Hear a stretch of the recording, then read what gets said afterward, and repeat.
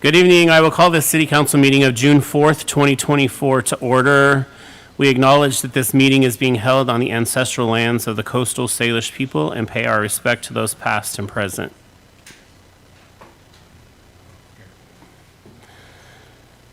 Tonight, I'm waiting for the playback over there. Thanks.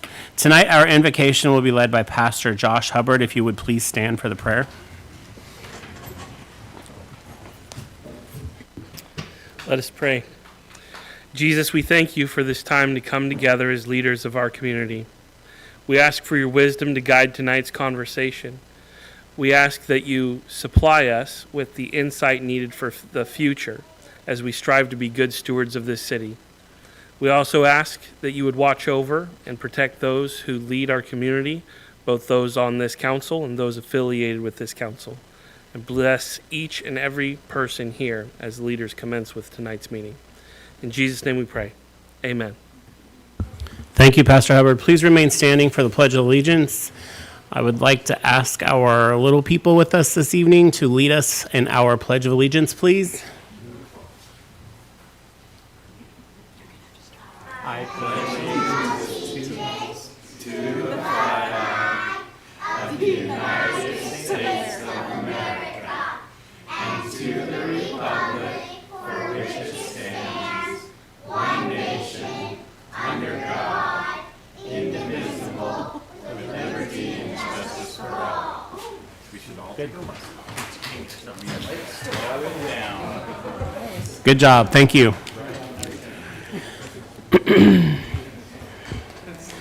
Tonight's meeting is being streamed live on YouTube and Facebook, and I am glad to report is now once again broadcast live cable channel 10 HD 1090. I appreciate the efforts of our staff and especially our Executive Services Administrator, Mikhail Finkel, and our Facilities Maintenance Coordinator, Tom Wade, for getting this back on track. Thank you very much. Attendees are participating in person and via teleconference. Guests that are included in staff presentations will be excluded at the conclusion of the agenda item as appropriate. I would ask our city clerk to take roll, but we have everyone present and accounted for except for Councilmember Wiesner, who has asked to be excused, so I would entertain a motion for that. Yes, Mayor Pro Tem. I move to excuse Councilmember Wiesner. Second. We have a motion to excuse, seconded. All in favor, raise your right hand. Passes unanimously. Okay, Councilmember Wiesner is excused from this evening's meeting. All right, moving forward to our approval of the agenda. Are there any suggested changes to the agenda? I will note that staff has suggested we move item 7A, Resolution 2419, naming Freedom Park, to follow item 5, Mayor and City Council comments. Are there any other recommended changes to the agenda? What's that? Did we? Okay, yeah. All right, hearing no other changes, do I hear a motion to approve the agenda as as amended? So moved. Second. We have a motion, seconded, and all in favor, raise your right hand.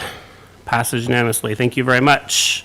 We have no proclamations this evening, we have no honors and recognitions, and we have no community presentations. So we're going to move forward with citizen comment period. Citizens may comment on consent agenda items or subjects of interest not listed on the agenda at this time. Citizens will have the opportunity to comment on the remaining agenda items during the meeting as appropriate. Citizens can also visit our website prior to our meetings for methods to submit public comment or contact the city clerk, Julie Nestor, by phone or email. When submitting comments, please include your name and address. Public comments sent anonymously will be shared with the mayor and council but will not be displayed. We received a number of public comments since our last regular meeting, some of which were received right after the deadline for inclusion at our last regular meeting. They and others are displayed here for your review.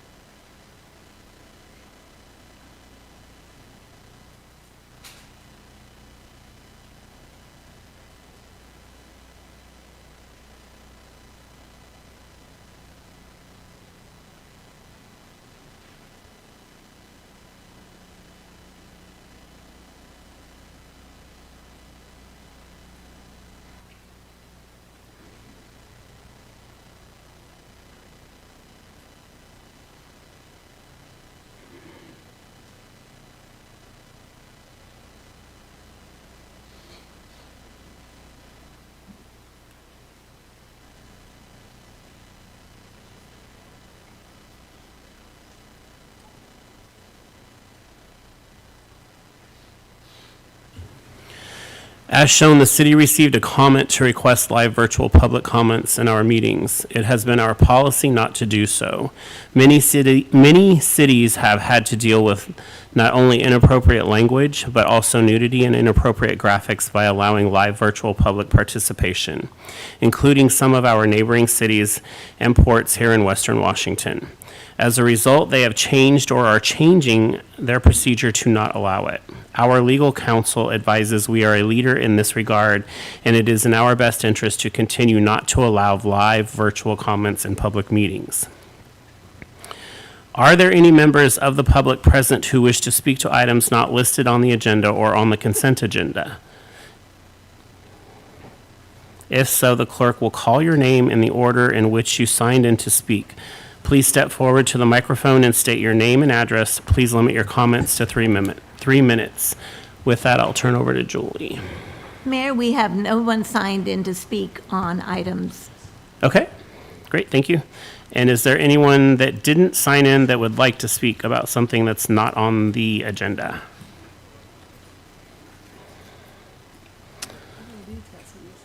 Oh, he does? Okay.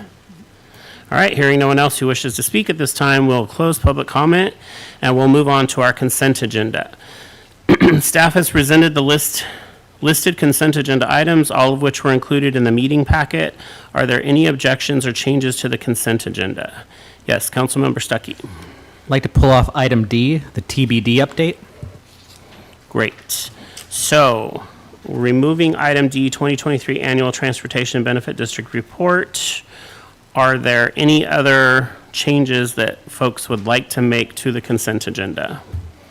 All right, hearing none, those will be approved, and we will now have discussion around the item that was removed. So, Councilmember Stuckey. Yeah, I don't necessarily need the whole presentation, but could we pull up the last slide, which shows the 2024 preservation of what's being done this year?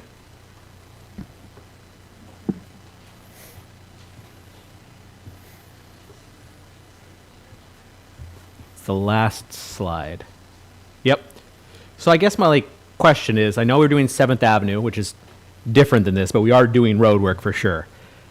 But I'm looking at that, there isn't a whole lot we're doing this year. I mean, that's very minor of what we're doing. So I was wondering if someone could shed a little bit of light on why it's so little this year?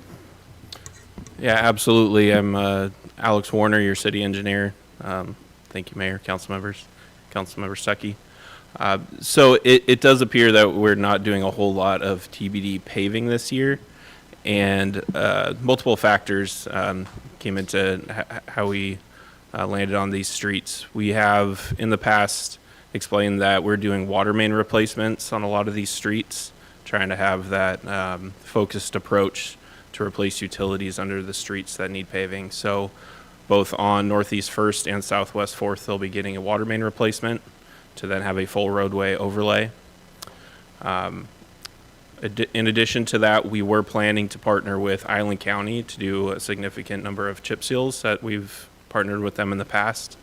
They notified us last fall that they were not going to be doing any chip seals this year. They're going to be focusing strictly on overlays. So that took that portion of the work off the plate. But like you mentioned, we are doing a significant number of other roadway improvements this year. In addition to what's shown here, and just due to the funding mechanisms the Transportation Benefit District is used on our local streets. But we are going to be overlaying Regatta from Northeast 5th to Whidbey with another water main replacement. And then Northeast 7th will be overlaying, and then partnering with Island County for their overlay efforts. We're going to be doing Heller, a portion of Heller and a portion of Swantown Avenue. So I'm assuming with this being so minor, we would have more funding in future years. Is that correct? Absolutely. We'll have a bigger beginning fund balance for next year, and that's actually going to allow us to do some roadway reconstructions, which we haven't done yet. That's where we need to go in the severely damaged roads and rip up all of the pavement and prep the roadway base with bringing in more crushed rock and things like that. So that's significantly higher costs.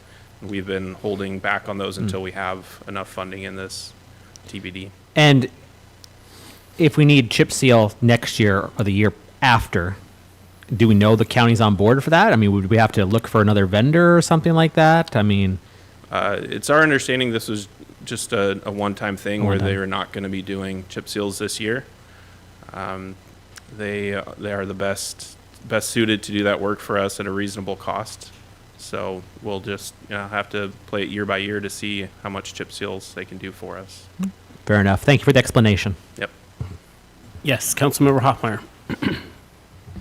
Yeah, real quick, Alex, you mentioned the road construction. Is, to the best of your knowledge, is Southeast 4th still planned for next year? Southeast 4th. That is in the discussion as part of our 25-26 Okay. draft budget. So that's something that the mayor is going to review and bring to you. Awesome. Thank you. Thank you. Anyone else, questions or comments on this item? All right, hearing none, I would entertain a motion to approve. What was on the consent agenda, you pulled it, so don't we need to approve it now? Because we didn't approve it the first time. Yeah, I move that we approve item D. yeah. All right, then we have a motion, seconded. All in favor, raise your right hand. Okay, it approves unanimously, so we're good to go. Thank you. All right, moving on to mayor's comments, and I apologize up front. It's been a busy week and a half this last week, so I have a lot of things to announce and thank and recognize people. So first, Habitat for Humanity home dedications. It was my honor to participate in the home dedications for two families on May 29th. Misty Downard and her family of Bob, Nathan, and Aiden, and Jessica Poston and her family of Riley and Emmett are the owners of a new townhome located on Southeast Eli Street. Thank you to the program donors and volunteers that made this great event possible. Memorial Day event. It was my pleasure to MC the Memorial Day event put on by the Northwest Naval Air Museum. Congratulations, graduates. Congratulations to the graduating class of 2024. You make Oak Harbor proud, and I'm honored to be there and recognize all of you next weekend. Thank you from Harborview to Oak Harbor Police Department Officer Hernandez. I'd like to share this email thank you on which I was copied in. Officer Hernandez, thank you for speaking with our community this morning. You did an amazing job fielding so many questions from our residents. The residents really appreciated your information about things they can do to protect themselves and others in the community. Darlene had some great ideas to add about using a home fire extinguisher for an intruder and also using an air horn to notify other residents when one of us needs assistance in the community.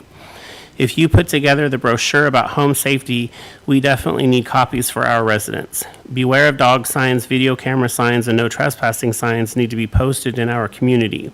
I will ask Island Management for more lighting in specific areas too. Hopefully they can help install more signs around our entrance and add a no trespassing sign to the gravel walkway. We always appreciate seeing Oak Harbor Police Department cars in our neighborhood. We always welcome your visits to help keep our community and neighbors safe. Thank you very much, Officer Hernandez.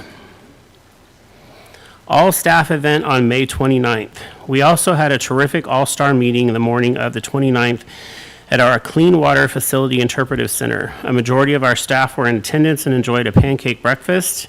I shared my vision and goals for our city and celebrated incoming communications officer Maggie Aguilar on her first day, and outgoing building official Ginger Pennington on her retirement. Highlights of the meeting included a presentation on our updated accident prevention program and a first ever safety fashion show, with staff members from each of our departments and work areas demonstrating safety gear they use every day. My special thanks to the Wellness Committee and the Safety Committee, my executive team, and our leadership team, the wonderful models, and to the council members Arms, Marshall, and Stuckey for their attendance. I've received a lot of positive feedback about the all-staff meeting, and I appreciate the community understanding our closure of city offices for a short time. Ferry system-wide meetings scheduled for mid-June. Washington State Ferries will host 2 virtual public meetings to share the latest updates about crewing, hybrid electric vessels, and efforts to restore service. The meetings will give riders and community members the opportunity to ask a panel of Washington State Ferry directors their questions. Participants will need to register ahead of time for the noon Monday, June 17th, and 6 p.m. Tuesday, June 18th meetings on Zoom. Email wsfcoms@wsdot.wa.gov.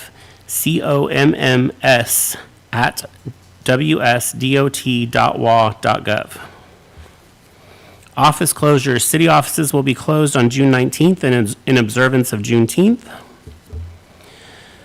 Proposal to change meeting times. I will be bringing an item for council consideration to our June 26th workshop to propose a change in the start times for our council meetings and workshops. I believe it would be in the best interest of all participants to begin our regular city council meetings at 5 p.m. instead of 6 p.m. and to begin our regular council workshops at noon instead of 2. I look forward to this discussion. If favorable, I will place it on our July agenda. Upcoming special meeting. The City Council will hold a special meeting for the purpose of holding an executive session prior to the council workshop on June 26th. The special meeting will be from 1:45 to 2 p.m. The purpose of the executive session is to discuss litigation or potential litigation with legal counsel. Executive sessions are not open to the public. Boards and commissions. Thank you to the response for our request to fill many of our boards and commission positions. The city still has volunteer positions to fill. Please see our website to apply. Still hiring. The city has openings for employment in several areas. Seasonal positions and the recruitment process has begun for our next fire chief. See our website for a complete listing. Local events. There are several terrific special events happening in our area, many of which are displayed on the screen in front of you. With that, I will turn it over to council now for their comments. Councilmember Stuckey. And Sabrina and Brian, if you could correct me if I'm wrong. I don't want to talk about this angel sculpture again, but due to the amount of emails that we got, I understand that there's quite a few people that still are unhappy with the placement of that sculpture. And I sympathize with those, and I've voted to the like, but I feel like it was a little confusing for some when it said in the paper, we were looking for public comment, that had to go back to the hearing examiner. Please correct me if I'm wrong. It was only going back to the hearing examiner because of a slight height difference, which the hearing examiner was today. And the comments were not, should we or should we not accept it? It was strictly, would that slight amount in height difference make any difference? Does that sound about correct? Correct. It was specifically about the height and the change in height. So that's all we were taking care of with that. And that's what I thought. I just know a lot of people writing in saying, hey, don't accept this. That vote is passed. This was strictly about the slight height difference. And there was a resolution about accepting that was already completed. Correct. So for those that are sending comments about how we shouldn't accept or anything, I hear you. I gotcha, but we're past that point, and this was just regarding that slight amount in height. So I just want to make sure everyone was clear on that. Thank you. Right, and for the record, at the beginning of the meeting today, the hearing examiner actually made that announcement that it was only about the height. So, yeah. Any other questions or comments from council? Wow. Okay. Hearing none, we are going to move on to our ordinances and resolutions. The first on the agenda this evening is Resolution 2419, naming Freedom Park. Here to introduce this tonight is our Recreation Director, Brian Smith. Brian will introduce Oak Harbor Elementary teachers, Mrs. Nguai and Mrs. Shepard, and their first grade class, and Mrs. Woodard and third grade class. All right.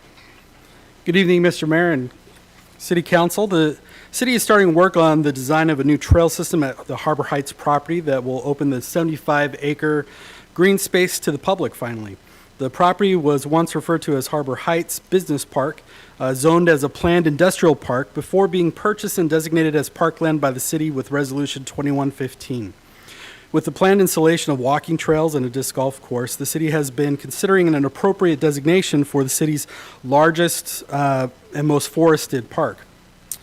The Oak Harbor Elementary School was selected to host the 2024 Arbor Day celebration, and the concept of officially naming the Harbor Heights property as a competition leading up to the Arbor Day celebration was discussed at the Parks and Recreation Commission meeting, and a special process for a naming campaign was discussed with the school district, Parks and Recreation Commission, and passed by the mayor and city council leading up to the event. The city has an established policy and procedure for naming of parks and recreational facilities, the authority for which is held by City Council. The Parks and Recreation Commission makes recommendations to council with consideration of naming criteria, and the Parks and Recreation Commission is responsible for obtaining nominations and have often used a naming competition to solicit input. Our park's biggest fans are the smallest residents. And having kids involved with the naming process has been a fun tradition. The classes at Oak Harbor Elementary School held activities to nominate a park name as their class submission. Park name nominations were announced by Mayor Wright at the Arbor Day celebration, and nominations were then presented to the Parks and Recreation Commission for review and selection of the winner. Now, I occasionally get calls from neighborhood groups that want to rename a park. They want to change the name, usually parks that are named after maybe a prominent resident from decades ago, and they want to rename it to something more fun or interesting that better represents their community or a shared value or something just broadly more interesting and creative than a memorial name. And the nominations by the Oak Harbor Elementary School students definitely delivered on that. As you can see from the submittals that are not just fun and creative, but also have a lot of pride in their school and families and communities. I will say that I am going to keep Hot Wheels Park definitely as one in mind when we build a mountain bike pump track. So criteria that we consider when selecting a park designation can include things like proximity to neighborhoods or points of interest around it, simple common identifications used by the community, natural features, or historical events, figures, and places, or something that has cultural significance to the residents, whether the property was donated or to honor an individual in the community for their service. And this is in Resolution 2119. So the Parks and Recreation Commission did not take this exercise lightly. They had a good back and forth discussion and gave careful consideration to the names and the merits of each. We had a wonderfully broad spectrum of nominations, and there were several unifying themes identified throughout. So after careful consideration, Freedom Park was ultimately chosen as the winner and as the recommended designation. Oak Harbor Elementary School students are known as Eagles and have a strong affiliation to the symbolism of freedom associated with their mascot and our military-supported community and family members who serve. Comments from the commissioners, as well as the mayor, included thoughts that Freedom Park gives a sense of stewardship, both to the students, who stand as a symbol of freedom to care for the natural spaces around them, as well as for the naval sailors who volunteer service hours and will be helping to maintain Freedom Park, which is the closest city park to the Naval Air Station just across the street. The presented resolution 2419 put forth by the Parks and Recreation Commission approves their recommendation for designating the Harbor Heights property as Freedom Park, the winning nomination by Mrs. Newkey and Mrs. Shepard's first grade class. The Parks and Recreation Commission and Mayor also liked and nominated the educational nature trail being installed to be named Slippery Squirrel Trail, submitted by Mr. Woodward's third grade class at Oak Harbor Elementary School. Now, once the trail system is built, we'll invite the students to attend the ribbon cutting and explore their new parkland, and hope it's a source of pride for them as they frequent the trails. I'd like to introduce Oak Harbor Elementary School's principal, Christina Merritt. Principal Merritt was a fantastic partner with putting on the city's Arbor Day celebration and really boosted the mayor's status in the eyes of the students when she compared meeting him to meeting the president. And as you can see from here, Cynthia Mason served as the mayor's Secret Service during the event. We appreciate her assistance with the naming competition. I want to hear from her and the students, who are much more entertaining than I am, about their nominations.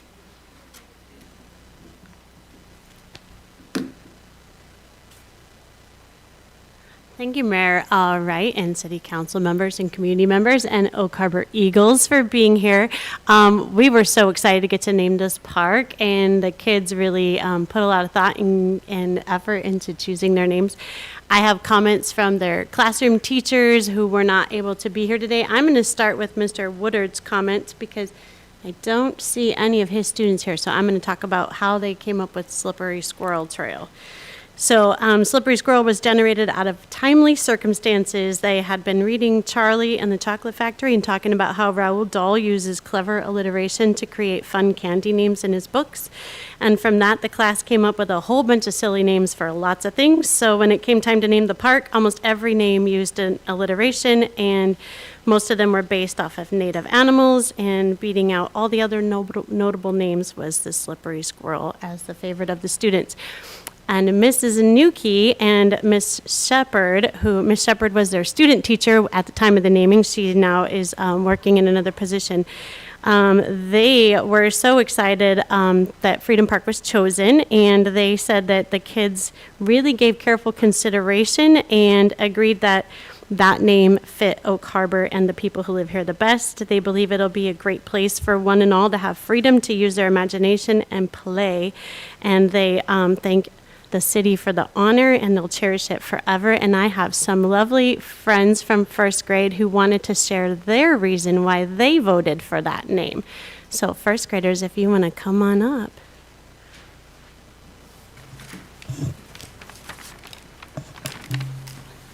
Want to turn around? No, like this for you guys.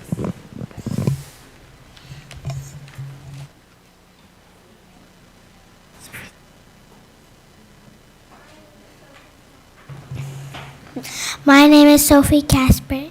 My name is Ayla Price. My name is Jimmy Trawa. My name is Jack.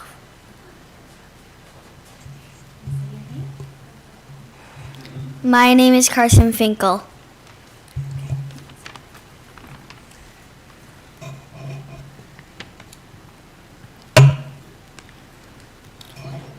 We picked the name Freedom Park because we will be free to play there whenever we want. Thank you.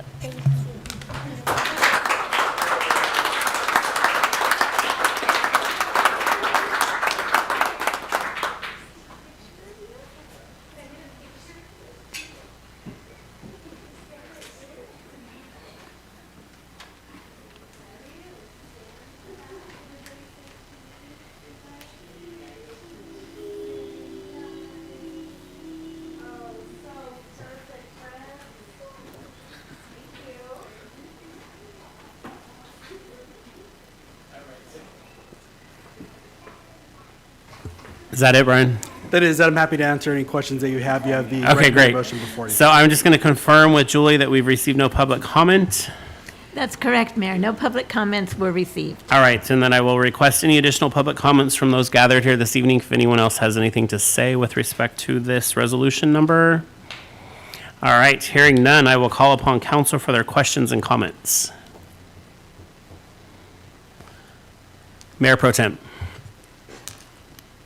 I didn't go through all of them, but I suspect that this is the first time the city's ever passed a resolution that include the words slippery squirrel. And I'm pretty excited about it. Thank you, Mayor Pro Tem. Anyone else for the good of the order? All right, hearing none, I would entertain a motion. Yes, Councilmember Wigginstein. I move to adopt Resolution 2419, approving the Park and Recreation Commission's recommendation for designating the Harbor Heights property, generally located at 900 Gun Club Road, as Freedom Park. The winning nomination by Mrs. Nuki and Ms. Shepard's first grade class, and the educational nature trail to be named Slippery Squirrel Trail, as submitted by Mr. Woodward's third grade class at Oak Harbor Elementary School. Second. We have a motion as presented, seconded by Councilmember Hoffmeyer. Any other discussion or comments before I call for a vote?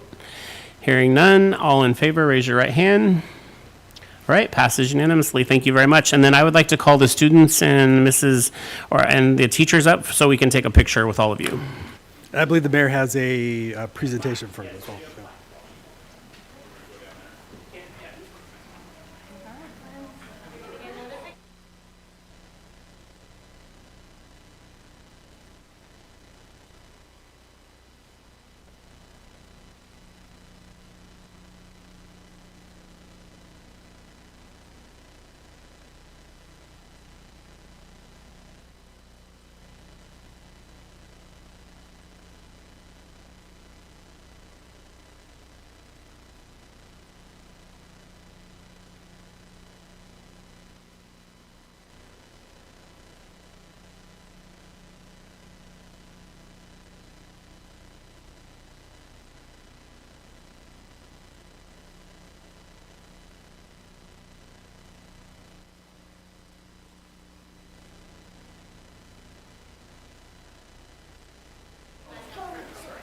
High fives.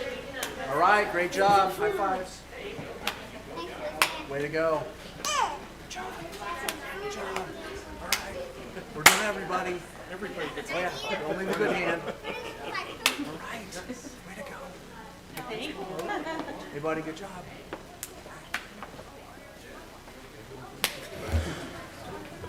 All right, we're going to move forward with public hearings and meetings, and the first up is public hearing ordinance number 2002, rezone of parcel R13202-460-1360, 427 Southeast Ely Street from split zoned R1, R2 zoning to R3. And here to introduce this topic and talk about that tonight is our senior planner, Ray Lindberg.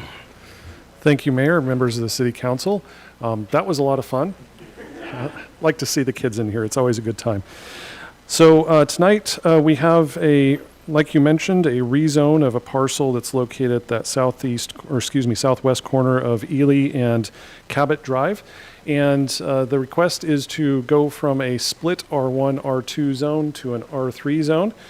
And essentially, just kind of as a background, staff has been working towards kind of rationalizing some of these split zone district or split zone properties so that there's not any question about what the density is going to be, what the output, the yield is going to be and everything.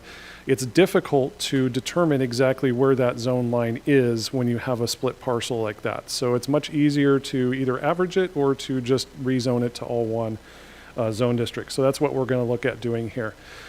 So the applicant requested this change from R1 and R2 to R3 after going through our pre-app process, and he wished to do up to 11 units on this parcel. He's got 10 proposed. So the maximum would move from 7 to 11 here. It's not a huge difference, but it is noticeable from the standpoint of actually making the development work. And so what we have is a maximum residential density of going from 12 units per acre to 16 here. The location shown on the map there, I don't know if you're familiar with it, it's at, just after the Odd Bend and Cabot Drive there, like I said, on the southwest corner. And this is a closed record review, so the RCWs limits the City Council in delegating the final decision on rezones to the hearing examiner. Hearing examiner is required to forward a recommendation to the City Council, and the hearing examiner in this case recommended approval of the zone change. So we have a recommended action. If you have any questions regarding details or anything like that, I'm here to help. We did not have any comments coming from the public on this project, and we do have in your packet there kind of a representative concept of what the project will look like. This decision does not hold you to that or hold the developer to that, but that is kind of the conceptual view of what will be proposed for that location and would likely come to us as staff as a site plan review at some point in the future if the zone change is approved. Great, thank you for that. At this time, I will open the public hearing, and I will confirm with our city clerk, Julie Nestor, that we've received no public comment on this issue. That's correct, Mayor. No comments were received. Great, thank you. And then I would just like to request any additional public comment from those gathered here this evening. If there is anyone that would like to stand up and speak about this matter, now is the time to step forward. All right, hearing no comments, I will close the public hearing, and I will call upon council for their questions and comments. Councilmember Marshall. Thank you, Mayor. Ray, my comments aren't specific to this project. I mean, the split zone doesn't make a whole lot of sense. But it's more towards Mr. Montana's comments in that that road is kind of broken up in terms of sidewalks. And I see this project is going to it's going to build a sidewalk in front, but that sidewalk then is not going to connect to anything else. Yeah. And we have some of that on that street already. Like when that redevelopment was done a little bit further up, it's got a sidewalk and then there's a board that stops it right there. Yeah. And it really is kind of an unsafe street for pedestrians. I see people walking in the road all the time. What can we do to address that? I mean, with the development like this, there's going to be more people. One of the selling points of rezoning this, right, is the fact that they can walk to other amenities. So how do we address those gaps in that, the sidewalk infrastructure? Yeah, I mean, that's a very good, valid concern and a good question. Unfortunately, the way things work with regards to developing infrastructure like that is typically kind of piecemeal, a little project at a time. We kind of move down the road and hopefully get all those gaps closed up, unless we have funding to, have the city go through and do some of that work. So I don't have a good answer of how it can be fixed other than spending money. And so it would have to happen kind of as those parcels redevelop or change in some way, whether they're subdivided or developed or, what have you, or if the city were to receive funding to make those connections. And maybe that's something that we can look at doing, in a future improvement plan to get some of those sidewalks and connections done, because that is going to be an area that's probably going to transform a little bit in the next, few years, decade, or what have you, because of density increases and changes like that. So I don't have an easy answer for you, unfortunately. It's going to be, I think, a similar situation in other places where we look at increasing density, that those connections might not be there now, but hopefully they will be in the near future. Okay. So if I remember right, the active transportation plan had identified a few projects and some funding sources. Is there a way that we can maybe look at shifting one of those focuses to potentially this street? Or a question for Alex is, I think that at some point we're going to do some work underneath the road there, right? There was like it backs up at a certain place or something, if I remember right, in the capital improvement plan. There's an area there that causes some issue, and so at some point we're going to be looking at digging that road up and repaving. Is that right, or did I misread that somewhere? You are correct there. We have some sewer improvements that we've identified in Ely Street that we'll need to be making at some point. But to your point on the sidewalk and the gaps, we have the analysis in the active transportation plan that define those sidewalk gaps. We're going through another a comprehensive safety action plan, and getting these plans in place opens us up for grant opportunities. There's safe routes to school that covers nearly the entire city, just with all of the schools we have spread out through the city. Safe Streets for All will come out of the comprehensive safety action plan, and those grants they start at $2.5 million and they go up from there. Okay. They're competitive, but we're positioning ourselves to have more of those grant funded opportunities, because it is difficult just using local funds to try to fill in the sidewalk gaps. Right. Yeah, and with the Boys and Girls Club being there now, I mean, we want to make it safe for those kids to be able to walk up and down that street. And so I appreciate your attention to this and answer my questions. Thanks. Yep. Thank you, Councilmember Marshall. Anyone else? Yes, Councilmember Stuckey. I'm just going to make the motion. I move to accept the hearing examiner's recommendation and adopt ordinance number 2002, approving the rezone of 0.69 acres of land consisting of one parcel, R13202-460-1360, from split single-family residential R1 and limited multifamily residential R2 to multifamily residential R3. Second. We have a motion as presented by Councilmember Stuckey, seconded by Councilmember Marshall. Is there any other discussion at this time before I call for a vote? All right, hearing no discussion, all in favor, raise your right hand. Passes unanimously. Thank you very much.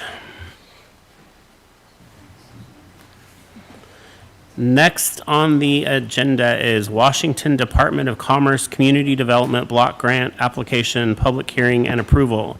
And here to talk to us tonight is our Grants Administrator, Wendy Horn, and Interim Fire Chief Gordon Olson to present. Good evening, Mayor and Council. I am Wendy Korn, the Grants Administrator, and I'm going to be talking to you about the Community Development Block Grant Program. So, the Washington State Department of Commerce administers the federal housing and urban development programs for cities that are have populations under 50,000. These are known as non-entitled units of government, and obviously Oak Harbor falls into that. HUD administers a wide variety of programs in the housing and economic development areas. The Community Development Block Grant Program is one of these programs. In order to qualify, you have to have a low to moderate income point that is 50% above, or must be, your low to moderate income households must be over 50%. So the Block Grant Program has two kinds of grants. There's the general purpose grant and the public service grants. The public service grants are for counties to use to provide social services to low-income families. The general purpose grants are intended for cities and counties to carry out community development projects that benefit low to moderate income folks. And within the general purpose grants, some of the activities that qualify are public facility projects like water, wastewater, streets, sidewalks, infrastructure projects that support affordable housing, economic development projects such as a micro-enterprise assistance program, and then the community facilities piece of this supports projects for fire stations specifically. And within the allowable activities are purchasing fire equipment. So that is what we are going to request. Basically the fire department has identified equipment that they're going to be needing for the new fire station that is not in the cost of the building the station, it's not in the bonds, it's not in the budget. So the first piece of equipment that they're interested in is this extractor. It's basically a decontamination unit. It cleans the turnout gear, extends the life of the gear, and it protects firefighters from cancer-causing contaminants. It's basically a really big washer dryer.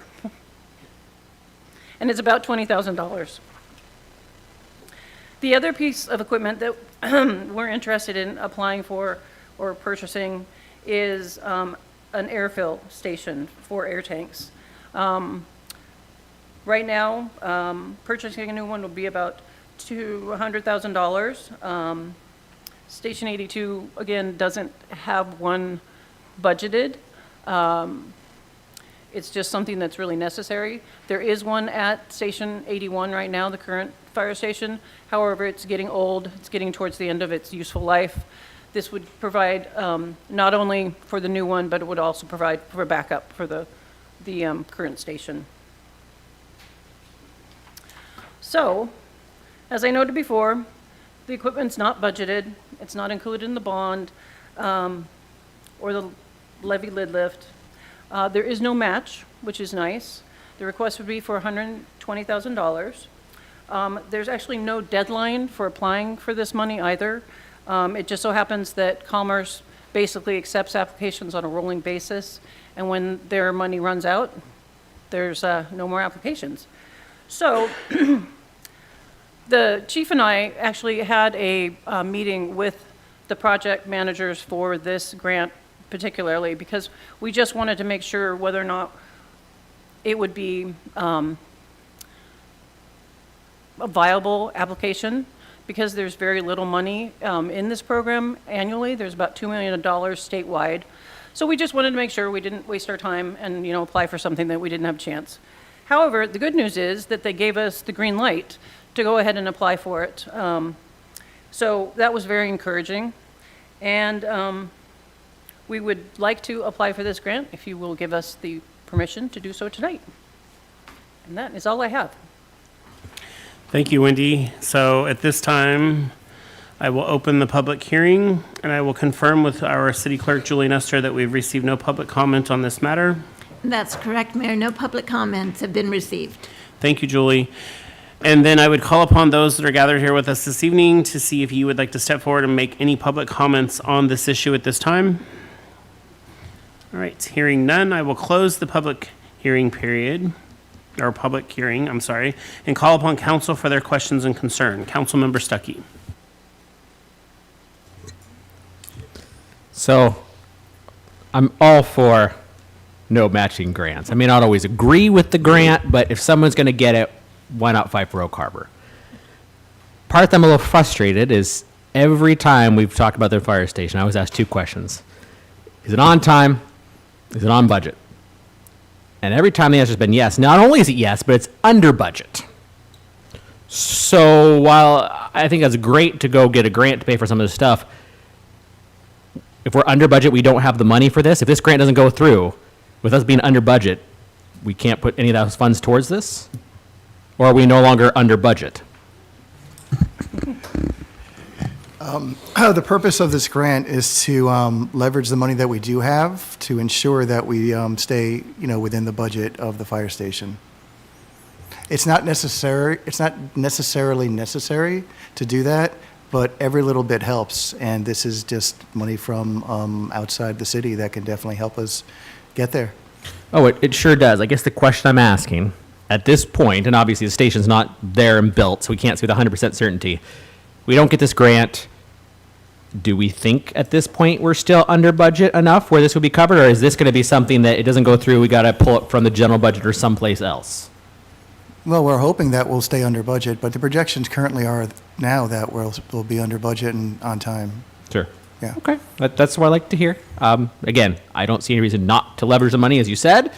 I'm just making sure that if this doesn't go through, I really don't want to have to pull money from the general budget or something to pay for it when that's kind of should be all-inclusive. So, thank you. Thank you, Councilmember Stuckey. Mayor Pro Tem.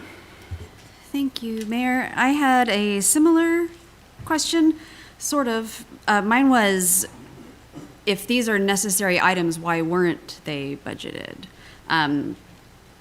in the estimate for new fire station? So the assumption I'm making is that these items fall into the would be really nice to have if we could afford it someday category, as opposed to like this is mission critical and we absolutely must have it. Can you help me out there? Is this, because you said it was necessary and I see that something would break down and you need one down the road. So is this just kind of like, hey, we have an opportunity to help acquire this stuff early, so let's go for it?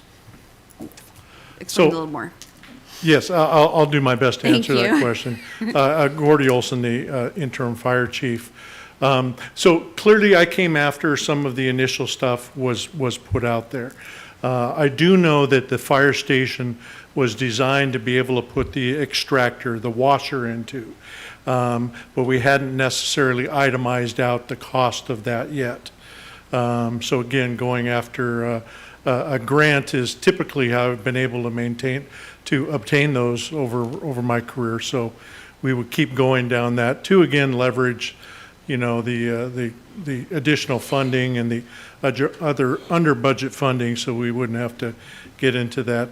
The air fill station is probably something that when the station was put together, it wasn't considered because there was one in the district. Again, my background is I like to have them at the stations that they're at. So once I got here, we also found that the one we currently have in the city is 19 years old. They don't make parts for it anymore. So there's a potential, like Wendy said, that it's at end of life. So this is an opportunity for us to obtain one without me having to come to you to say, hey, this is something we need for two reasons. One, I like to have it, and second, it may in a sense be a replacement for our current one. Gotcha. Okay, thank Okay. you. That makes sense. I know the new station was kind of bare bones designed to be able to afford it. And so I think that if we have like Stuckey said, if we have an opportunity to go after a grant that doesn't have matching funds, I'm all for it. But yeah, I just want to make sure that if we don't get it, we're not going to be down an essential piece of equipment. Thank you. Thank you, Mayor Pro Tem. Anyone else for the good of the order? All right, hearing no questions or comments, I would entertain a motion. Councilmember Marshall. Thank you, Mayor. I move to approve the submission of a community development general purpose block grant for equipment for the new fire station 82. Second. We have a motion as presented by Councilmember Marshall, seconded by Councilmember Wiggenstein. Is there any further discussion on this issue before I call for a vote? Hearing none, all in favor, raise your right hand. 1, 2, 3. Passes unanimously. Thank you very much.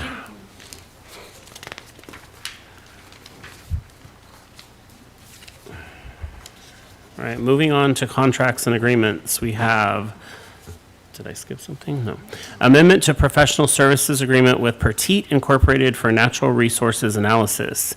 Here to talk about that this evening is our Development Services Director, David Kuhl. Maybe. Is David online?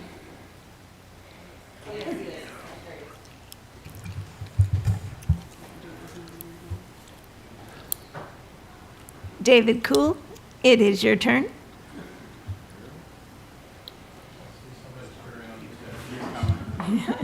There he is. Hey, David. Thank you, sir. That was the elevator. That was good. I didn't know you were going to move that up, Mayor, but thank you very much. Appreciate that. David Kuhl, Development Services Director. Today we have to talk about the contract amendment for Pertite Engineering. Now this is regarding the Friend Marsh project.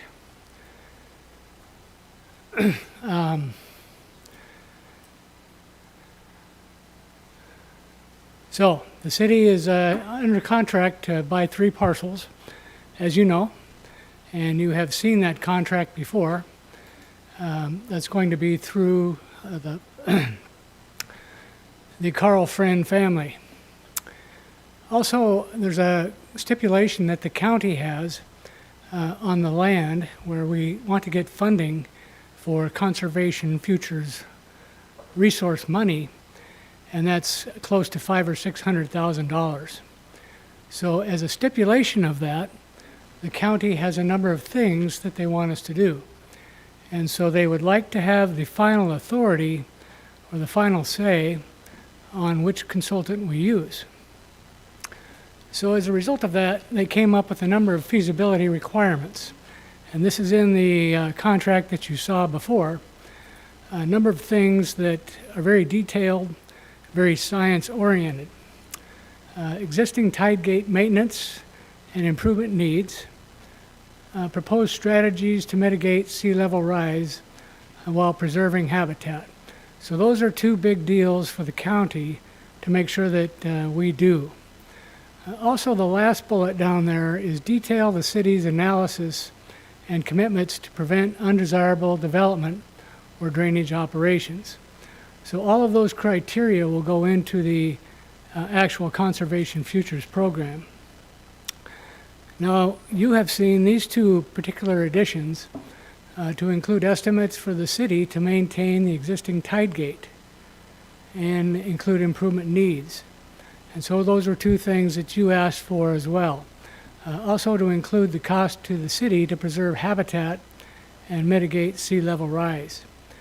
So you can tell that this takes a lot of science and a lot of engineering.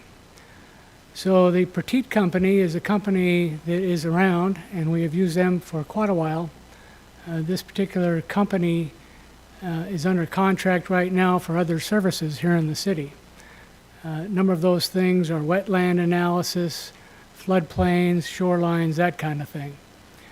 So what this contract amendment would do is we have an existing contract number of $20,000 on it, and they would add $40,000 to that contract so we could get this additional work done. And Pertite has staff over in Anacortes. Andrea Bachman is a scientist that I've been working with, and I think she'll be real helpful. I've used Pertite before in Chelan County. They have offices in Kittitas County and Ellensburg, as well as Everett. So real solid firm, and I think they can do a real nice job for us. So this is your motion, and I'm available for any questions you may have. Thank you, Mr. Cool. I will confirm with our city clerk that we have received no public comment on this issue. That's correct, Mayor. No comments were received. All right, and at this time, I would ask those who are gathered with us this evening if they have any additional public comments. All right, hearing none, I will call upon council for their questions and comments on this issue. Okay, hearing none, I would entertain a motion. Yes, Councilmember Marshall. Thank you, Mayor. I didn't support the contract to purchase this property. I just think that we're opening ourselves up to spending a lot more money. And so I just wanted to explain why I'm not going to be in favor of this motion either, just because I see the potential for spending a ton of money that we hadn't budgeted for just to get a grant that's only going to cover a portion of it. Thank you, Councilmember Marshall. Anyone else for the good of the order? Councilmember Wittgenstein. Yeah, I'll be real quick. I too wasn't in support of going forward with this purchase, and so I'll be voting against this motion. Thank you, Councilmember Wittgenstein. Anyone else for the good of the order? Hearing nothing else, I would entertain a motion. Councilmember Hoffmeyer.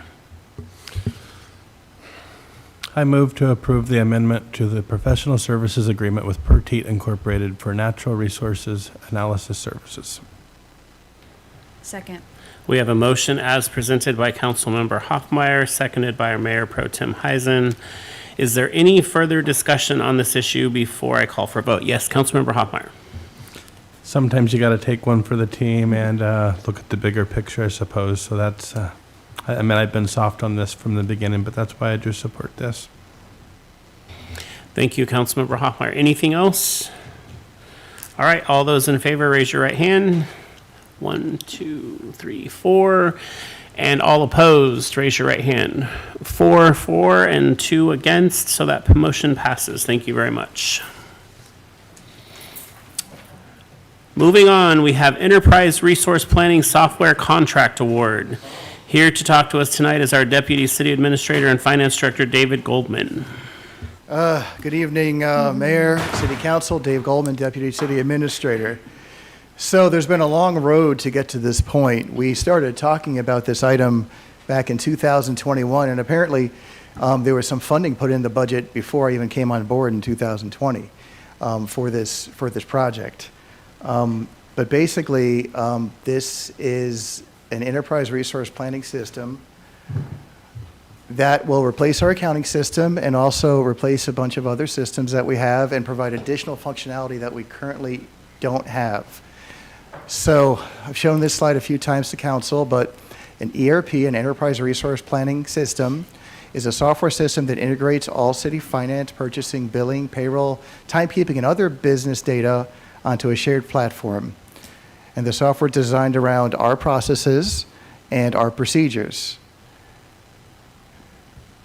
So a little overview of our software. It's about 20 years old.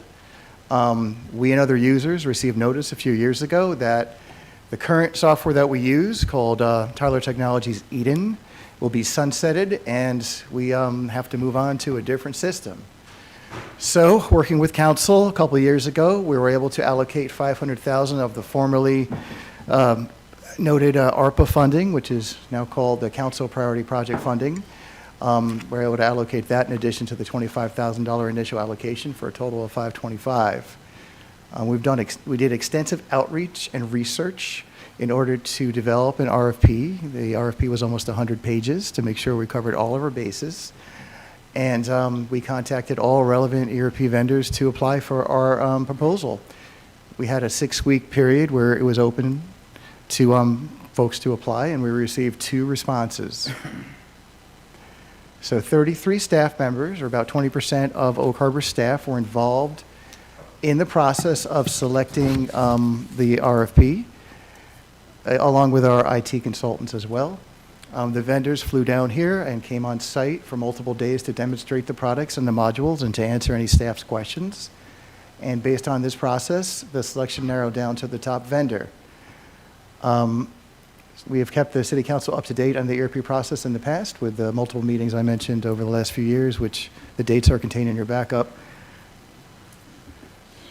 So the scores, it's easier to read on your backup, but the evaluation responses were received by 25 staff members And Tyler Technologies ERP software product came out ranked number 1.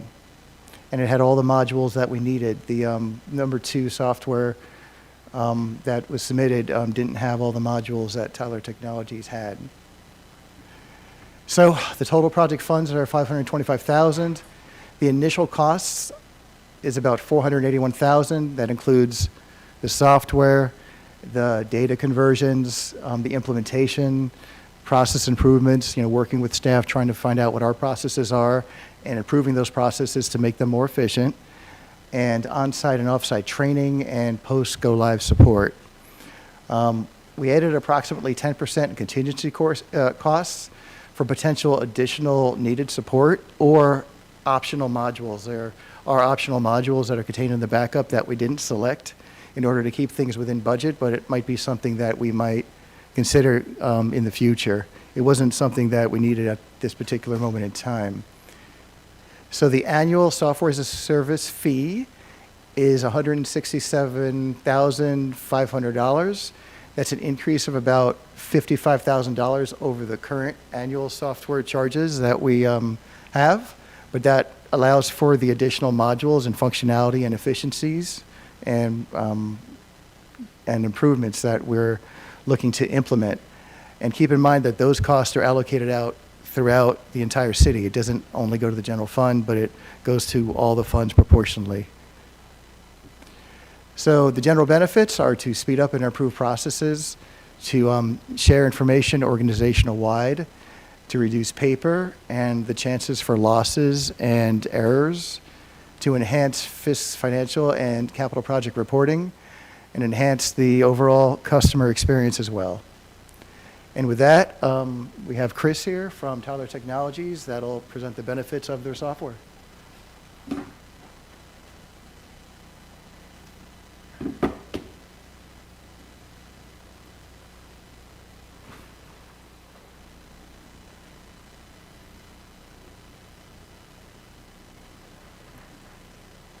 There we go. Everybody see my screen okay?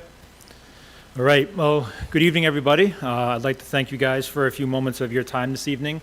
As Mr. Goldman just mentioned, my name is Chris DeRoach, and I'm with Tyler Technologies. Very excited that the city, through the RFP process, elected to continue its relationship with Tyler. As he mentioned, the Eden system is roughly 20 years old. It is a solution that is owned by Tyler, and over around a couple years ago, Tyler made the decision to sunset that ERP system. It was one that has been in the umbrella of solutions that Tyler has owned now for the better part of the last 25 years. And so the decision was made to sunset that solution. We've notified all of the Eden user base, which at the time was about 150 to 160 total customers, kind of spread across the country. The majority, though, are on the West Coast here in Washington State and in California. But kind of what I really want to focus on here is the sort of the jump in technology that the city is choosing to move forward with. A little bit about Tyler, if you are not familiar with who we are.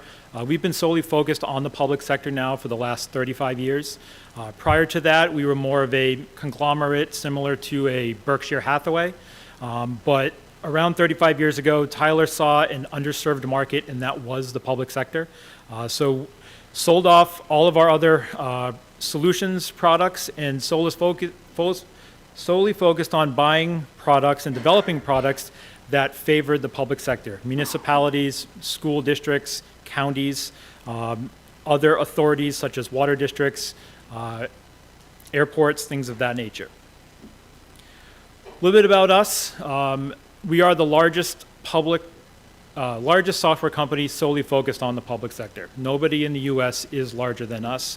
We're made up of 8 different divisions, 5 different solution groups, about 7,200 team members across the board. The ones that solely focus on the enterprise ERP solution, which the city is asking to move forward with, is around 1,600. Development, software support, implementation, sales, around 1,600 team members. We have about 44,000 installations across the country, 13,000 individual locations. So that's roughly 3 installations per client, and 3 installations of different solutions that Tyler owns. The last number here that I just wanted to point out, which I think is also very important, which I think gives us an edge on some of our competitors, is the number that's right there in the middle, the 45%. Now, that's the number of Tyler team members that have worked in the public sector. So have taken that experience, brought it to Tyler, and helped us improve our solutions, help us improve our customer satisfaction across the board. Just a little bit about the solution that the city is going to be looking at moving forward with, focusing on financial management, human capital management, revenue management, thinking things like accounts receivable, utility billing, an enterprise asset management, so that's sort of a work order solution. Whoops, apologize for that. And a data and insights product that is going to be spread across all of these different modules. The items that are in bold are items that the city is going to be moving forward with. The ones that are not in bold are optional items that are available to the city if they would like to purchase these later on down the road. What I'd like to do here real quick, though, is give you a quick glimpse into the solution itself. I'm not sure if anybody here had joined us for the on-site demonstrations that we did a little over a year ago now. But this is our Tyler Hub, and this is going to be the main portal that every user that utilizes the system will have access to and will access on a daily basis when it comes to starting their daily processes, looking for information, running reports, things of that nature.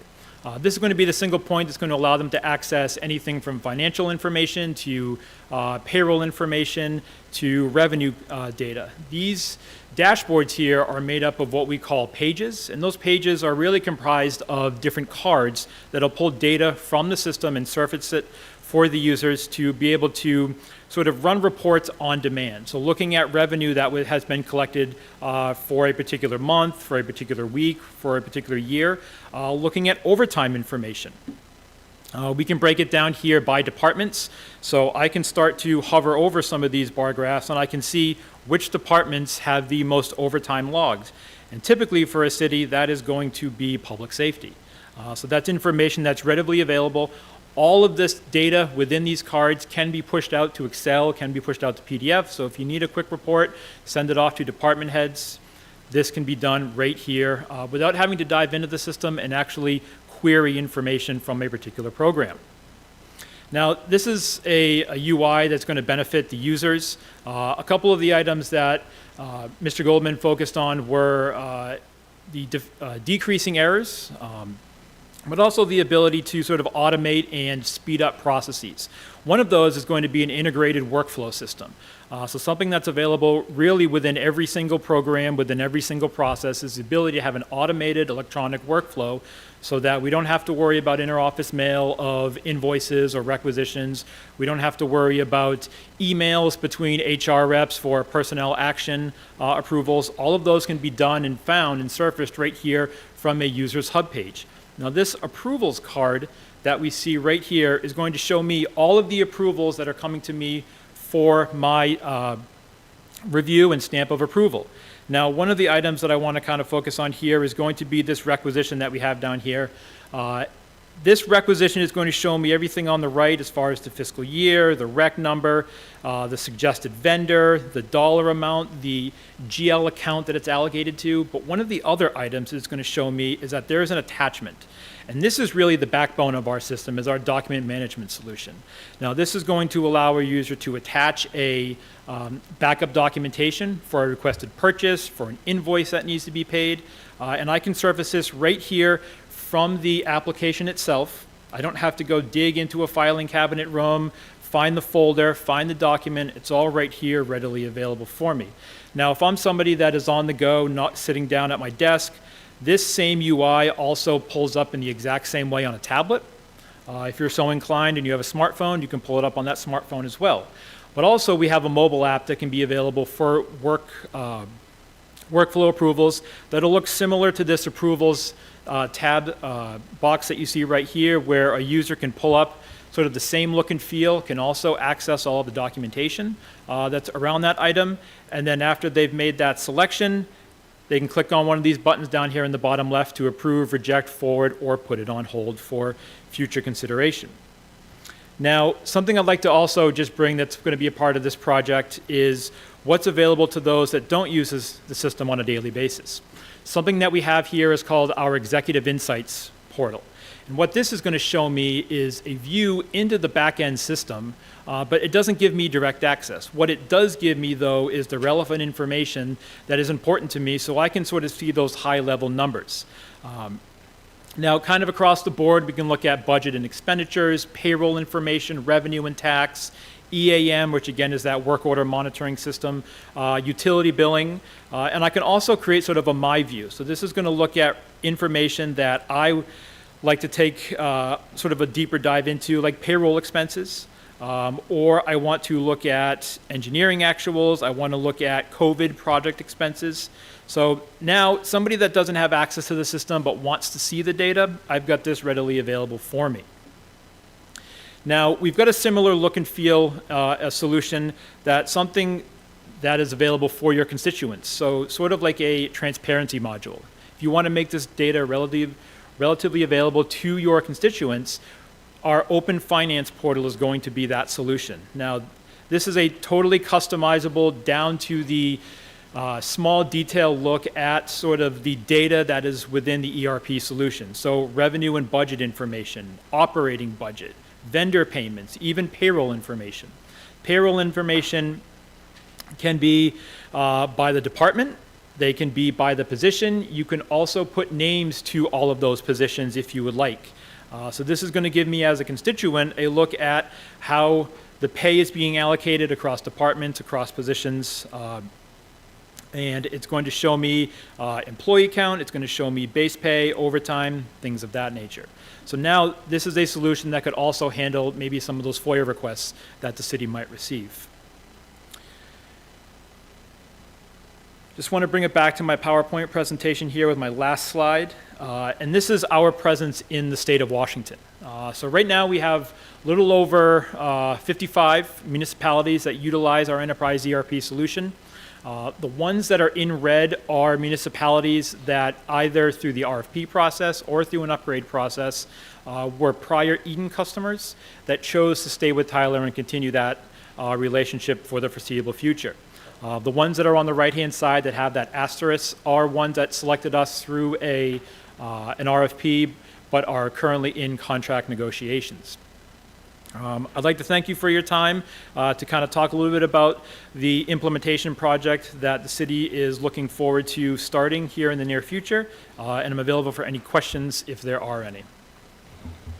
Great. Thank you very much for your presentation. I will just confirm with our city clerk that we received no public comment on this issue. That's correct, Mayor. No public comments were received. All right, and I will request any additional public comments from those gathered.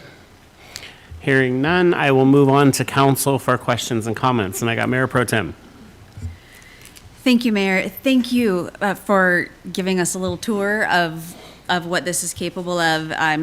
David Goldman is correct. This has been a long time coming. We've been discussing this and the need for this for years. And I'm really happy to see that we're near the finish line, because in 2024, paper timesheets are just like, there's no excuse for it. And every time a human being touches something, the potential for mistakes, just goes up exponentially. So being able to eliminate that human error portion, that redundancy, is that in and of itself is, I think worth the investment. But that dashboard is so cool. It's so cool to be able to not have to wade through hundreds of pages of a budget to look for a specific thing. And it's just, it's light years from the paper timesheet. The Open Finance, I'm really excited about the Open Finance module. And I know that Tyler makes a lot of products. So if we do, is there a government equivalent to like a CRM software? Do you know if was that just a private sector thing? That is more of a private sector thing.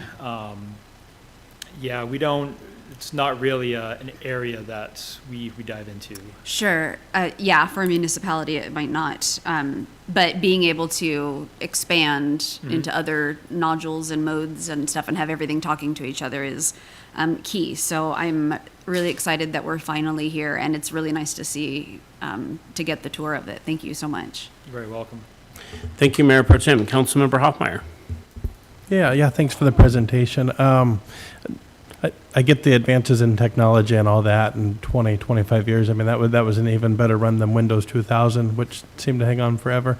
My one question is, I guess, among other things, sunsetting a software program is how you guys make money. How long are we, and with the proven track record of Eden hanging on for 20 or 25 years, that's awesome. Is there a guarantee on how long this program is expected to be usable? It is a great question. It's one that I have received before when I've made presentations like this at city councils. Right now, Tyler invests into our enterprise ERP solution around $25 to $30 million a year, so that we can compete with other companies out there that are larger than us, the Oracles, the Workdays, companies like that they're bigger companies, they have more money that they can put into their solution. Right now, Enterprise ERP is our flagship ERP. It's not one that we are planning to replace anytime in the near future, and it's one that's going to be here for a while, that we keep reinvesting money into, and that we keep finding new ways to add more value to it by enhancing the existing modules, and then also adding new modules or rewriting existing modules to take advantage of new technology and new functionality that we find out there in the marketplace. So I don't foresee that there being a sunset of this solution anytime in the near future, at least not while I'm going to be at Tyler. But it's safe to say that I could foresee the city utilizing this solution here for the next 20 to 40 years. And to provide a little bit more context, my understanding is that Eden was an acquisition by Tyler Technologies, along with other programs like Encode was also an acquisition. And the plan, it's been 20 years, but the plan is to have everything, I think, on the same platform. I can't speak for Tyler, obviously, but having everything on the same platform would make things a lot more efficient, and it would benefit cities to be able to have user groups to share information and just tips and stuff like that. So, because they're all using similar platforms as opposed to like a sub-platform. Awesome. Well, thank you for all of that. And this is a lot of money. Gonna hope that this outlasts all of us.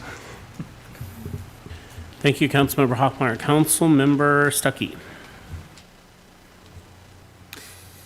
Yeah, so $500,000 is a lot of money, and $167,000 a year is a lot of money. And maybe this is for David Goldman. This is comparable cost-wise to other options. I mean, I didn't see a cost for the other one that was being looked into. Yeah, the other one just had a couple modules dealing with, payroll and time cards and stuff like that. It wasn't really a full ERP. So the question, like if I was sitting up there, the question I would have is, so how come you only received 2? So when I put together the 98-page RFP, I sent it over to the person who basically teaches the class nationally on how to write these RFPs for ERPs. I asked him if he wouldn't mind reviewing it, and he said yes. So he provided me a bunch of tweaks and suggestions, and one of the suggestions was, in the first few pages, I put the actual amount of money the city council had provided to, do the to do this. And, it was a tough lift to even get to this level of funding from the city council here. I've worked in bigger cities where similar products were in the, multiple millions. So I knew by looking around at other cities around our size that that amount of money would be sufficient to get what we needed. So his suggestion was to knock out the dollar amount. And I took his other suggestions, but for that suggestion, I thought, why would I do that? And he was like, well, if you get a really great product and it's more than the budgeted, maybe you can talk to them about, asking for more. And I thought about it for about 2 seconds. And I said, I don't think so. I don't think that's going to work. So we put it out to the street, and in the 6-week time period, it also happened to be the National Government Finance Officers Association meeting. And they have this area where all the vendors congregate, and all the ERP players were there. All the big ones, small ones, just national players were there. And I just simply went up to each one of them and I said, hey, just so you know, Oak Harbor has an RFP that's open. We had emailed them too. We have a list, so we just sent everybody, hey, it's open. But I decided I'm there, so why don't I just tell them, we have one that's open. We'd love for you to bid on it. And just so you know, this is how much our budget is. And some of them, like, I'm not going to use names, but some of them were like, we're not going to bid. It just wasn't enough for them. And I knew just by looking at other successful RFPs from other cities around the area or size, that the amount that the city council had allotted for it was sufficient. Now, as far as the annual maintenance of it goes, there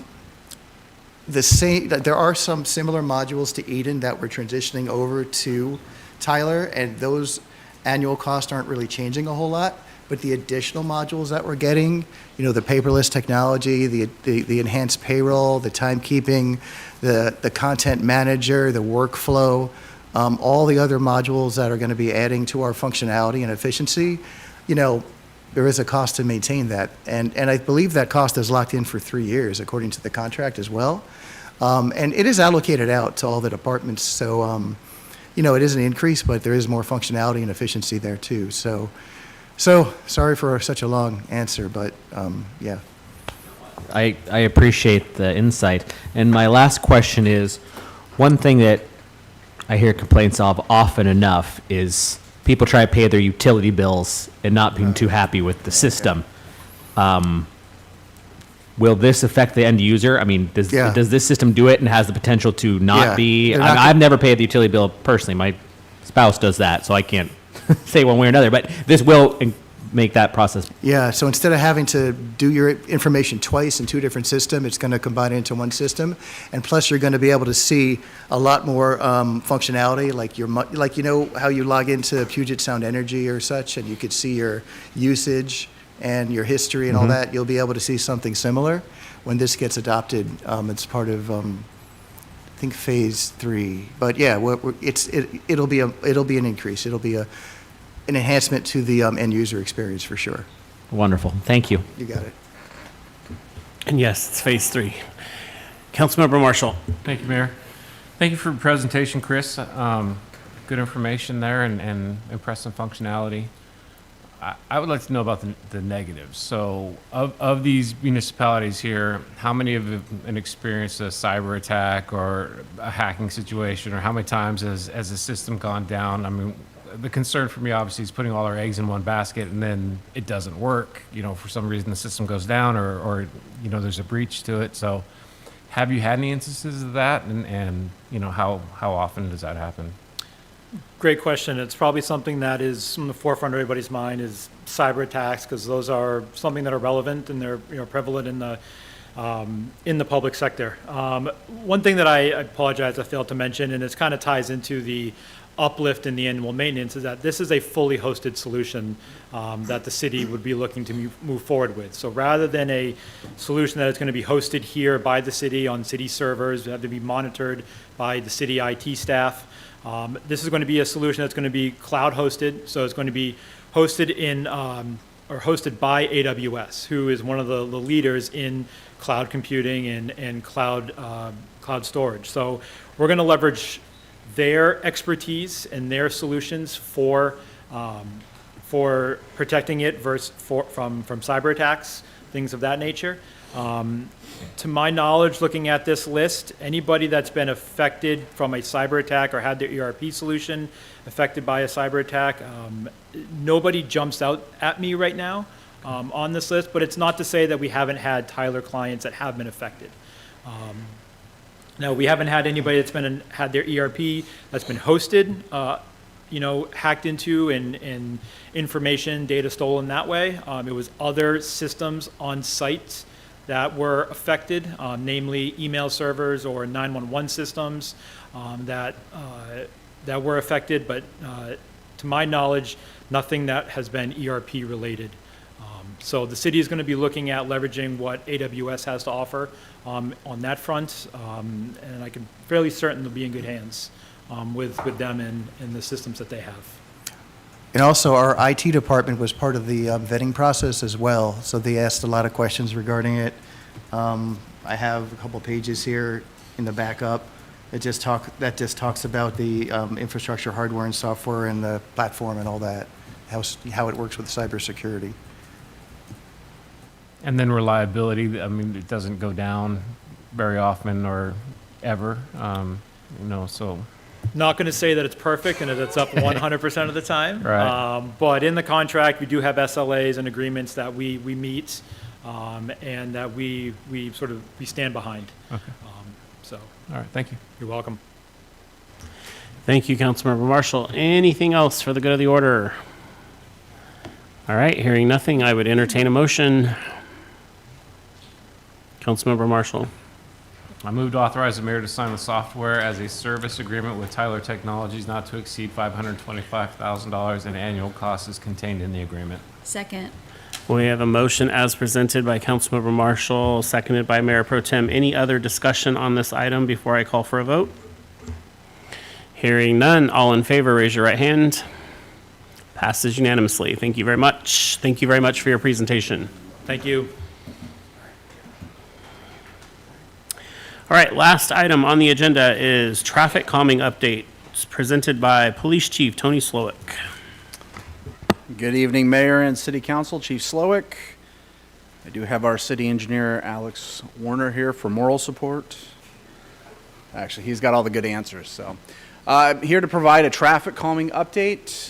The last City Council meeting was November of 2022 that we provided a traffic calming update.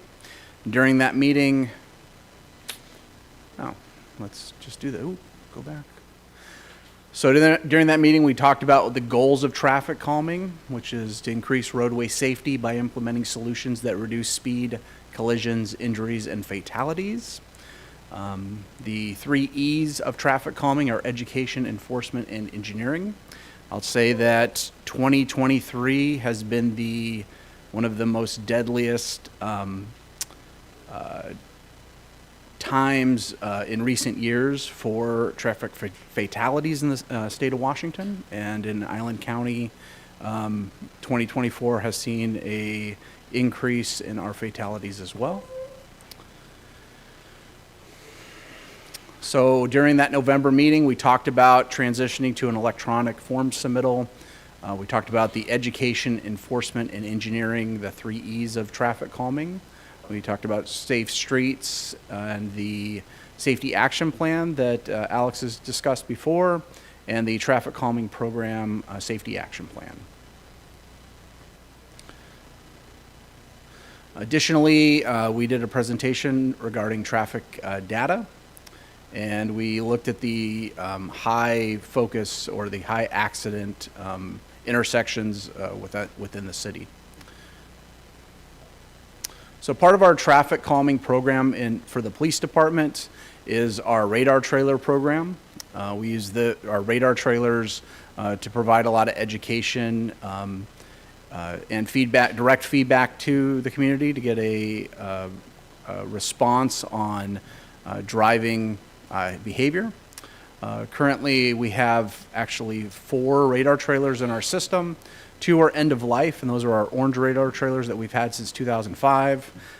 In the last 6 months, we acquired a free radar trailer from the Tacoma Police Department because they stopped their radar trailer program altogether, and they went to speed signs. So we picked up one at no cost.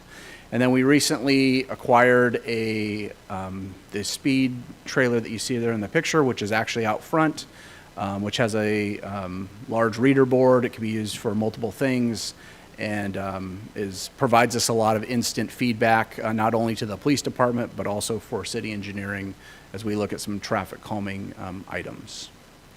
Additionally, at the police department, besides our radar trailers, we do speed enforcement.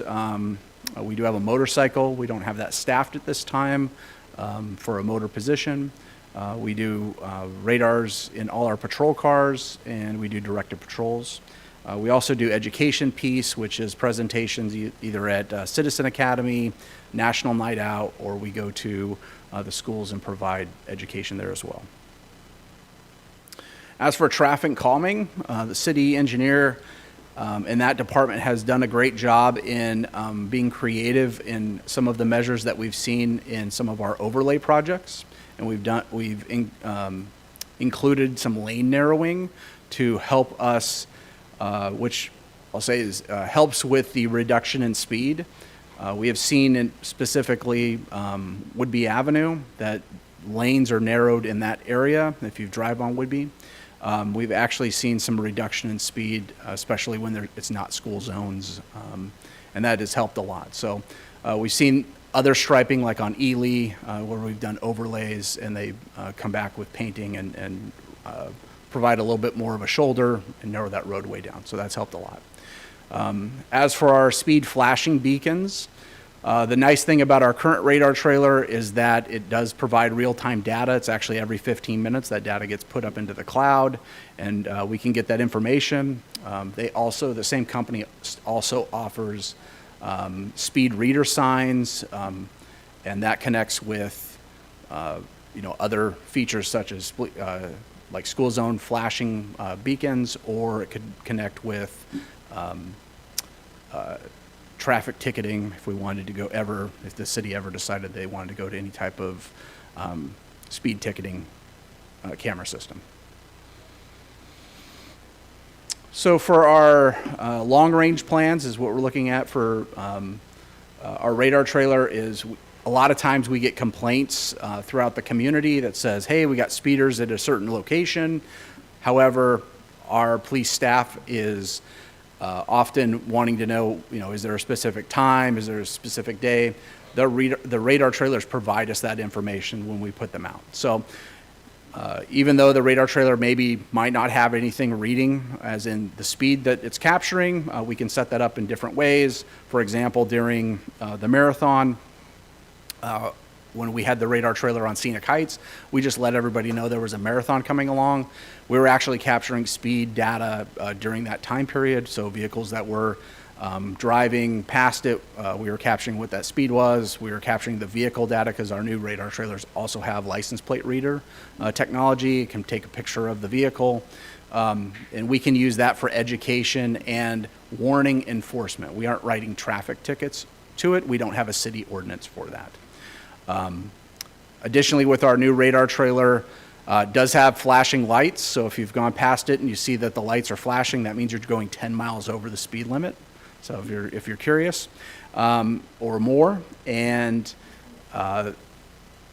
it also does traffic counts. So where city streets department would have to go put out speed measuring or counting devices in the streets, we can deploy a radar trailer, and it does all of this mechanism for us. So it helps us a lot and provides us that real-time data.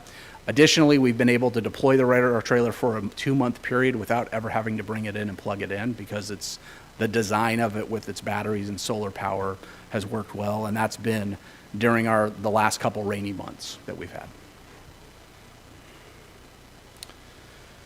So in the packet, I provided just some data.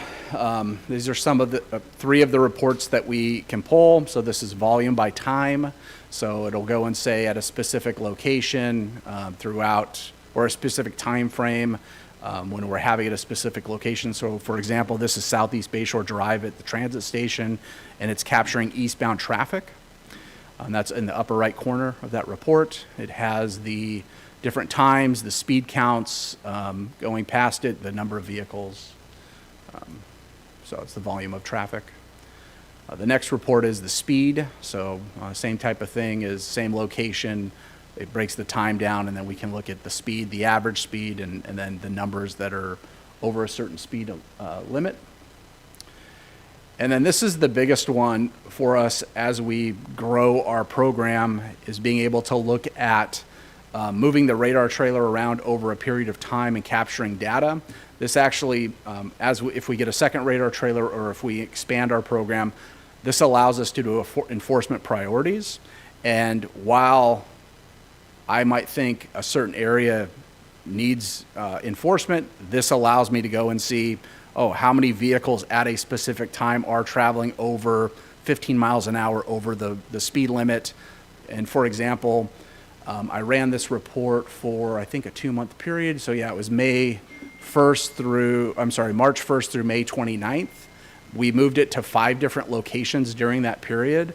And Southeast 6th Avenue was popping up with some pretty good high speeds. So we know that that's a good location. We also know that people use that as a thoroughfare to cut from Midway to Ely. So, yeah. And so really for our traffic calming, on the police side, what are some things that we're looking for? One is as we staff positions up, we do want to get somebody into motorcycle training. We did try to have somebody complete that training this past spring. That person was unsuccessful, and we've missed that window of opportunity for this year. So we'll look at some staffing for next year to fill that motorcycle spot. We are looking at expanding our radar trailer program, and we had funding, and we've purchased a second radar trailer that should be delivered in a few weeks. We're incorporating traffic calming measures into our roadway improvements, was what city engineering is doing, and I think they're doing a really good job with that and being creative on the roadway design. And then we're continuing to look for grant funding for traffic emphasis and education programs. Currently, there is funding. We're part of a regional traffic safety group that the state provides funding for.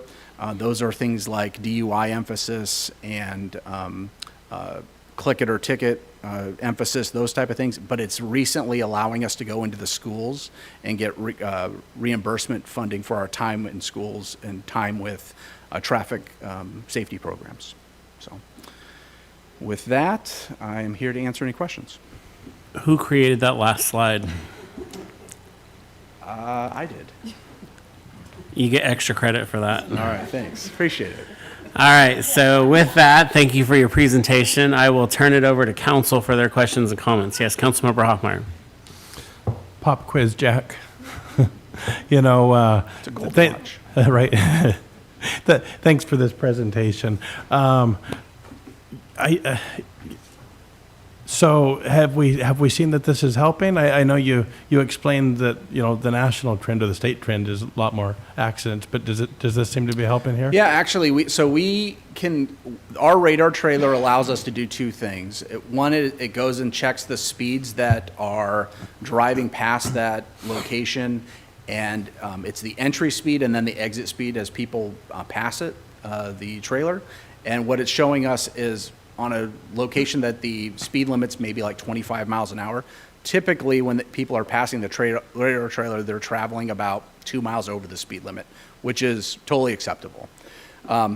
Often, they're coming 10 miles an hour or faster coming up to the radar trailer. So we're seeing that education piece is working.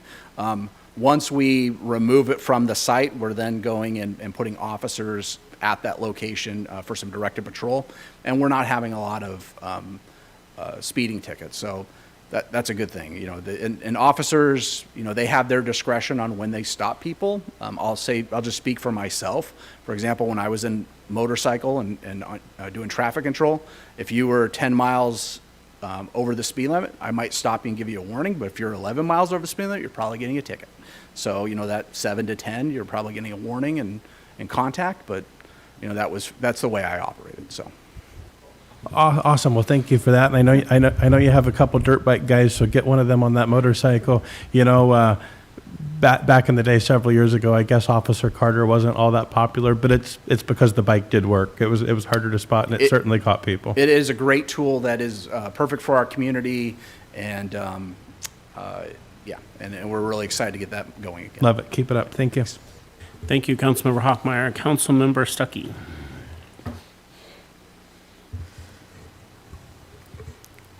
Those lights are effective. I don't know from personal experience, of course, but no. And I've said this before. One example is early April on Southeast 6. Someone reached out to me, and all I did was basically said thanks and forwarded it on to you. And I mean, you called the individual and you had that radar up the next day. Like, it was that quick. Not to say we can always expect that quick of a response, but it was that quick.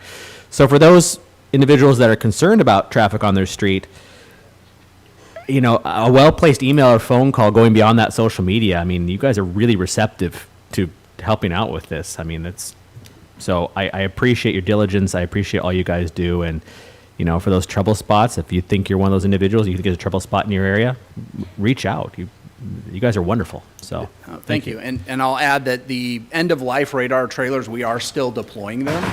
We aren't maintaining them or spending money to keep them running, but as they keep running through the summer, we'll keep deploying them because it just provides us more useful tools for our communities. Thank you, Councilmember Stuckey. Mayor Pro Tem. Thank you, Mayor. Do you know why collisions are increasing? So I would say a lot of the trends that I've seen and the data tends to come back to the difference in pursuit laws that has happened over the last few years, even though on the 6th of this month, our pursuit law loosens up a little bit more for us. That doesn't, and I think the other part is the engagement that law enforcement has with communities. So as law enforcement sort of disengages and doesn't do traffic enforcement, then I think we get an increase in speed and an increase in fatalities. So for us, traffic enforcement is one piece of our traffic calming, and a lot of, I mean, I pull the, August I'll be doing a presentation to you. Our trend is very high in education, very low in the ticketing portion, because we think that we can educate and correct the behavior, and that's what we prefer to see. And if we get repeat offenders, then we deal with it that way. But I think as long as we do good education and good contacts, then I think that we can keep those numbers down. And you said that the Tacoma Police Department went to speed signs. What's a speed sign? So we have, a perfect example is we have two. We have one on West Woodby Avenue as you're heading westbound. When you enter in that school zone, there is a speed sign that tells you how fast you're going, and we have the similar one on Fort Nugent. So it's just really just a speed radar sign is what it is. But it's Gotcha. fixed mounted. Okay, yeah, it's not portable. And then the traffic, the data that you're collecting, how can you explain what sharing that to, like Alex, for example, looks like? How do different departments get that data, and how do they use it? So it's a online dashboard. So we just have to give them access and then train them on how to run the reports, and they can pull it 24 hours a day, and they've got access to it. They don't have to come and ask for permission or anything like that. If they want the radar trailer set up in a specific location, either the police department or the streets department can set that up. Okay, so they can dig through that. They have access to the data themselves, and you don't have to mine it for them. Okay, thank you. Thank you, Mayor Pro Tem. Councilmember Arms. I have a question. Yes, I ma'am. don't know, maybe it's Alex. We always have a sign thing on O'Leary. It's like about 8th or it's right past 10th. It's been there for ever since I've moved there. I mean, it's like if you go off 20 and you go and turn on the Narrows and turn right, there, that traffic thing's been there forever. The speed sign? So it's a regular, it's like that. That but is it's another regular. location where a speed sign was installed. When they did the overlay there, they added the speed sign. I believe they actually added speed hump there too as well. No, or- it's no hump. Then it It's was just a radar sign. Yeah, it's a radar sign. We've had it. Yeah, that's correct. We added some traffic calming measures as part of that water main and overlay project.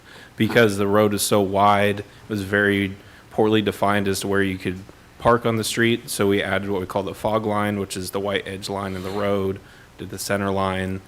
But we were still seeing that people were speeding. So we gathered our data and we decided to put out those Well, speed no, signs. it's been there forever, so yeah, Yeah, obviously and that's it's- what we consider a permanent installation. Okay, So there is no that's why intention I to was remove just it. curious why, it's there all the time. Yeah, that's to enforce or to help people Okay. comply with the speed. Okay, thanks. Thank you, Councilmember Arms. Councilmember Marshall. Thank you, Mayor. Chief, what does one of these radar trailers cost? It's about $40,000. Okay. So the orange radar trailer that we purchased in 2005 was $22,000 in 2005. Okay. So we got 20 years or almost 20 years out of it. We'll get them to 2025. So I think it's a good return on investment. I think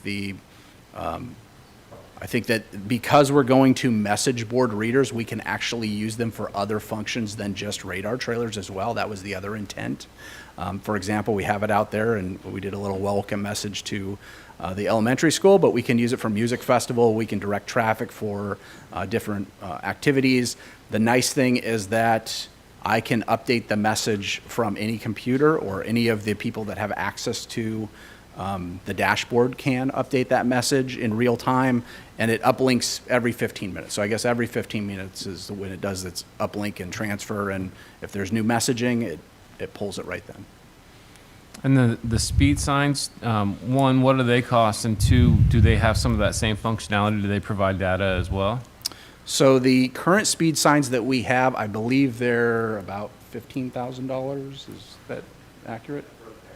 Okay, so it's about $15,000 for a pair of the signs. They do not have any of that functionality. They're just speed signs. This company does make a speed sign that can be put on a pole and actually be moved around. That does have that data collection, and it does transfer that.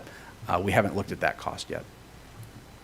So if I remember right, in the capital improvement plan, we've essentially budgeted about $100,000 a year for these traffic calming type of measures. Is it specifically just these radar trailers that we're looking at, or is it? Because I know when we had that presentation back in 2022, we talked about the crosswalks, about putting lighting in the crosswalks and how expensive and cost prohibitive that is. Mhm. Is that part of this budget that we would be looking at, or? Yeah, thank you, Councilmember. Again, we're in the middle of, budgeting for the next biennium. Yeah. So as it's currently, I'm trying to get out of that mindset, but as it's currently established, we have $100,000 for traffic calming, and that can cover anything from your rectangular flashing beacons for the crosswalks, speed humps, restriping, curbing. I mean, we have a whole smattering of, things we can do from the engineering perspective. And I believe that was specific for those engineering permanent installs, that $100,000. I believe the speed trailer was a separate item in the budget. The picture was a speed trailer, so that's Yeah. that's why my mind went to that. Sure. Yeah, 'cause that's It what was a we're- separate item from the budget. Okay. And just so you know, the $100,000 is a relatively recent development, because in the past, like in the last biennial, it was budgeted at $15,000 a year. Right. So the $100,000 is relatively a new development. So have we actually budgeted that $100,000, or was that just in the capital improvement plan for the next Well, budget it's cycle? it's the same. It's in the capital improvement plan for this year, and Okay. it's also, the budget was also adopted Okay. along with the capital improvement plan. And I'll add, the radar trailer that's out there, that was purchased with equipment rental funds for the replacement of the existing radar trailer, and then end-of-year funds from last year from the police department, knowing that we wanted to move to this radar trailer. Okay. Yeah. No, I think it's a great addition, and I've seen them around town, and I definitely have seen a difference, seeing people hitting the brakes, and especially when the red and blue lights come on, and yeah, it's effective, and it's a cool functionality that you have there, so I appreciate it. Thank you. Thank you. Thank you, Councilmember Marshall. Councilmember Wittgenstein. Nice. Now I know when those are actually not on, they're actually recording. So it's a good thing I've trained myself over the years to kind of judge my speed pretty good. But I love what you've presented. I really am in favor of traffic measures and calming. I live on Whidbey Avenue, and despite the school zone, it's still, at certain time of the night when it's not school zone time, that's a drag strip. They really like scooting from Whidbey to Highway 20 there. So what's that cut through in the neighborhood that comes through Regatta to Midway? Is that 6th Northeast? 5th is, your Northeast Regatta to Midway is, I think Northeast 5th is one of the main cut-throughs. And so I've heard from people that they've written letters in about the speed coming through on that at different times, about getting some humps, and they had received something back or whatnot. This was probably a couple of years ago. Is there any potential of addressing that street? Because if it is a cut through, because it's right there by Olympic View. Yeah, that's correct. We did receive some concerns on that. We did an analysis and actually went out and installed 2 speed humps on Northeast 5th in that segment of road. If that was probably 2 or 3 years ago now. So if we're receiving more concerns, I haven't seen any since then. But if there are, we can go out and do another analysis, see if there's other. Yeah, I think it's bled over into another street because people are going around the bumps. So, okay. But I'll make sure that constituent, does their due diligence as a citizen and emails and let us know what's going on in that regard too. So, and one question I had, what is left in this current budget on that 100,000?